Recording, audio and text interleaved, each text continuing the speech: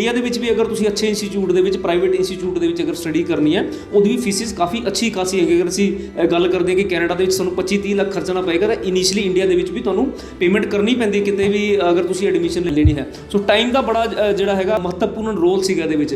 ਲੇਕਿਨ ਹੁਣ non SDS category ਯਾਨੀ ਕਿ ਜਨਰਲ ਕੈਟੇਗਰੀ ਦੇ ਵਿੱਚ ਓਬਵੀਅਸਲੀ ਥੋੜ੍ਹਾ ਸਮਾਂ ਰਹੇਗਾ, ਲੇਕਿਨ ਮੈਨੂੰ ਲੱਗਦਾ ਕਿ ਇਹ ਚੀਜ਼ ਜਿਹੜੀ ਹੈਗੀ ਹੈ ਇਹ ਬੈਨੀਫਿਟ ਦੇਣ ਵਾਲੀ ਹੈਗੀ ਹੈ। ਔਰ ਇਸ ਦਾ ਮੈਂ ਇੱਕ ਲਿੰਕ ਵੀ ਤੁਹਾਨੂੰ ਦੱਸਾਂਗਾ।